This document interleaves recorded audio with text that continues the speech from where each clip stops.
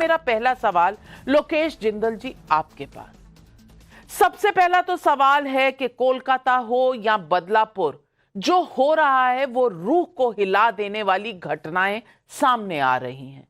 लेकिन सवाल यह है कि एक ट्वीट 9 अगस्त की घटना पर एक ट्वीट करके 14 अगस्त को, जिसमें हाथरस, उन्नाव और कठुआ की बात करके राहुल गांधी डिस्ट्रैक्ट कर सकते थे कलकत्ता को, वहां उन्हें पूरी इजाजत थी 3 साल, 2 साल, 4 साल पहले वाले घटनाओं को उठाने में।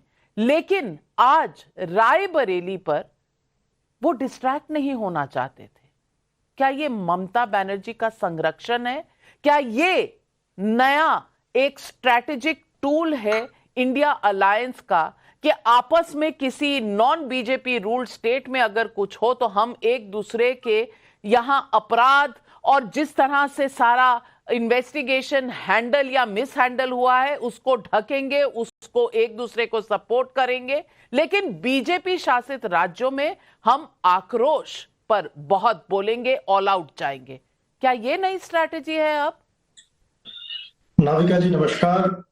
नाविका जी, राहुल गांधी जी सांसद हैं रायबरेली से, और उनकी कॉन्स्टिट्यूएंसी में अगर किसी भी तरह की वारदात होती है, जनता न्याय की गुहार करती है, उस समय जनप्रतिनिधि नेता होने के नाते वे जनता के साथ खड़े रहेंगे, उन सवालों का जवाब मांगेंगे सरकार से, और जिस न्याय की अपेक्षा जनता करती है उस न्याय के हक में राहुल गांधी जी खड़े रहेंगे। राहुल गांधी जी ने बंगाल की भी निंदा की। उन्होंने कहा कि आज पिछले 10 साल से जो होता आया है इस देश में, उससे बच्चे, महिलाएं, दलित, इनके जीवन पर इनका मूल आधार खतरे में आ चुका है। यौन उत्पीड़न, आपस में हिंसा, हत्या कर देना, निर्ममता, ये कब तक इस देश में चलेगी? ये समय आ चुका है नाविका जी कि राजनीति से परे होकर हम सब न्याय की गुहार लगाएं और इस बात को तय करें कि क्या मानवता इस देश से पूरी तरह जा चुकी है, या हम सब एक साथ इकट्ठे होकर एक न्याय के पक्ष में खड़े होकर एक अच्छी राजनीति का निर्माण करेंगे। बहुत अच्छी बात है, बहुत अच्छी बात लोकेश जिंदल जी आपने कही, और मैं बिल्कुल 100% आपके साथ सहमत हूं कि इन मुद्दों पर राजनीति नहीं होनी चाहिए और इन मुद्दों पर हमें समाधान ढूंढना पड़ेगा।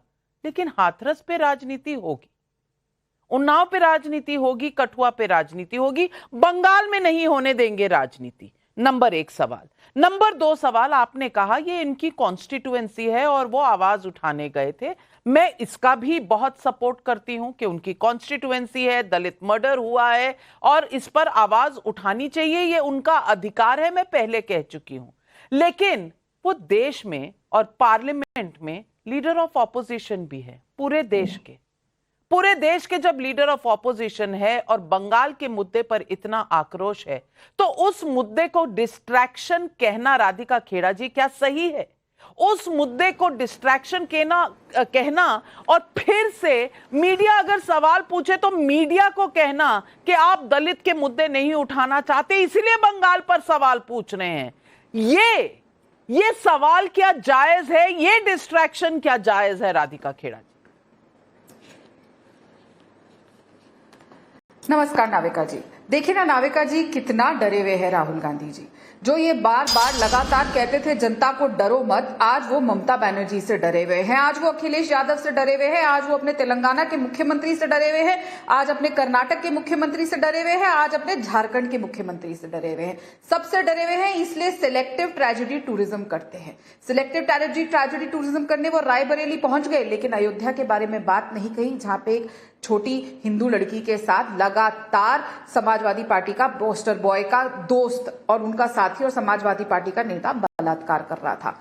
कन्नौज के बारे में नहीं बोलेंगे जहां पे समाज, और ना वहां जाएंगे, ना कर्नाटक जाएंगे जहां पे अभी कुछ दिन पहले एक स्कूल की लड़की का टीचर ने रेप करने की कोशिश करी, ना झारखंड जाएंगे जहां 3 साल की बच्ची का झारखंड के एक स्कूल की, जिस स्कूल में वो पढ़ती थी, उस बस ड्राइवर ने रेप कर दिया, ना तेलंगाना जाएंगे जहां शमशाबाद में एक माइनर लड़की का रेप कर दिया गया और वो प्रेग्नेंट हो गई, ना वो कहीं पे जाएंगे हिमाचल में गुड़िया केस हो या अनगिनत केस आ रहे हैं, कहीं नहीं जाएंगे, ना वो वेस्ट बंगाल का जब ट्वीट करेंगे तो ममता बनर्जी का नाम लेंगे। कथुआ का नाम उन्होंने जरूर लिया, वही कथुआ जहां पर जिस आदमी ने कथुआ रेपिस्ट के फेवर में तिरंगा यात्रा निकाली थी, उसी आदमी को टिकट देने का काम राहुल गांधी ने किया था।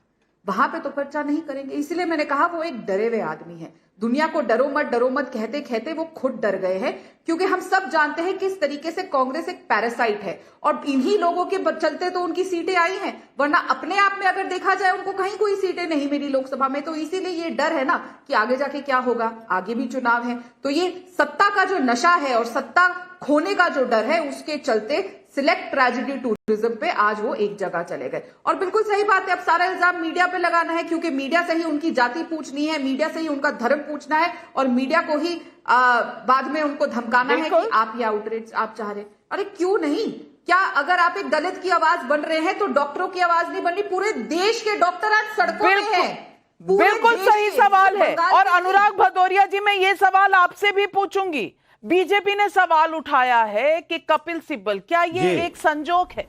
कपिल सिब्बल कांग्रेस के नेता थे, मंत्री थे, कपिल सिब्बल आज आपकी तरफ से सांसद हैं, समाजवादी पार्टी की तरफ से सांसद हैं, आप हों, अखिलेश जी हों जो कहते हैं ममता बनर्जी वो तो महिला हैं, वो तो समझती हैं, लेकिन जो आज सुप्रीम कोर्ट ने बंगाल में जो स्थिति है उसके बारे में जो कहा वो आपके सामने है। उन्होंने कहा वहां की पुलिस से शायद मामला संभल ही नहीं रहा, क्या वहां पर सीआईएसएफ लगा दी जाए, ये आज सुप्रीम कोर्ट ने कहा है, लेकिन एक चू नहीं हुई। ना अखिलेश यादव जी ने ट्वीट किया, ना राहुल गांधी ने कुछ बोला, क्योंकि उनको ये डिस्ट्रैक्शन लग रहा है। मैं सिर्फ इतना पूछना चाहती हूं अनुराग भदौरिया जी, एक बेटी के मामले पे इतनी राजनीति, बेटी में आप फर्क कर देंगे? बिल्कुल आपने सही कहा है, बेटी के नाम पे राजनीति नहीं होनी चाहिए। दरिंदगी जो हुई है पश्चिम बंगाल में, दरिंदे को कड़ी से कड़ी सजा मिलनी चाहिए। सीबीआई चल रही है, मुझे पूरा विश्वास है नजीर पेश होगी, लेकिन बेटी के मामले में राजनीति तो नहीं होनी चाहिए। लेकिन भारतीय जनता पार्टी राजनीति खूब कर रही है और शर्म भी नहीं आ रही है, बेटी के नाम पे राजनीति। अरे भैया आप जरा बदलापुर पे भी तो बोलिए ना। बिल्कुल सही आप पश्चिम बंगाल पे बोल रहे हो, आपने प्रेस कॉन्फ्रेंस की घूम घूम के। अभी बीजेपी के प्रवक्ता एक बोल रहे थे, एक प्रेस कॉन्फ्रेंस कर रहे थे, जिस देश में, किस देश की बात कर रहे थे, बदलापुर उस देश के अंदर में नहीं आता। इतना बेशर्म हो गए हो कि बदलापुर का नाम लेने में डर गए। बिल्कुल सही कह रही राधिका जी, ये डर जो खा रहा है भारतीय जनता पार्टी को, सत्ता जाने का डर। बदलापुर की बेटी क्या हिंदुस्तान की बेटी नहीं है?